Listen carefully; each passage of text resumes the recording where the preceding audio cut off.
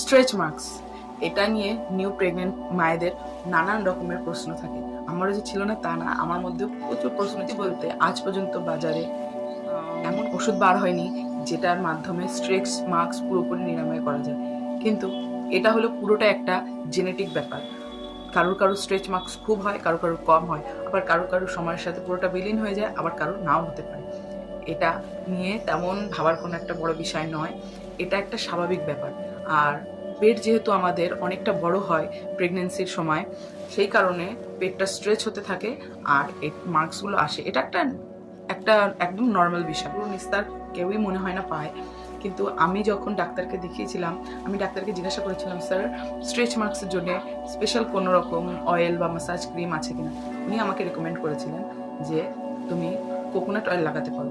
আর stretch marks ব্যাপারটা কি, পেটটা যেহেতু স্ট্রেচ হয়, আর এই কারণে পেটটাকে ময়েশ্চার রাখার জন্য বা বডিকে ময়েশ্চার রাখার জন্য আমাদের ময়েশ্চারাইজার ক্রিম বা কোকোনাট অয়েল এটা লাগালে অনেকটা উপকার পাওয়া যায়। তাছাড়া বিশেষ কোনো ওষুধ লাগিয়ে স্ট্রেচ মার্কস কম করা যায় বলে আমার মনে হয় না, বা আজ পর্যন্ত এরকম হয়নি। এই বিষয়টাকে আমি বলবো মায়েরা একটা ভালো দিক থেকে নেওয়ার।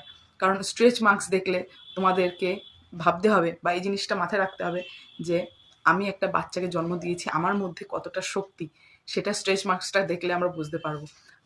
আমরা নিজেকে কারেজ করতে পারি সে স্ট্রেচ মার্কস দেখে যে আমাদের মধ্যে এই শক্তিটা আছে। আমাদের বেবিটাকে আমরা ধারণ করেছি, একটা শিশুকে আমরা আমাদের শরীরে ধারণ করে, তার একটা প্রমাণ। আর এটাকে নেগেটিভলি না নিয়ে পজিটিভভাবে নিয়ে তোমরা নিজেদেরকে কারেজ করতে পারো।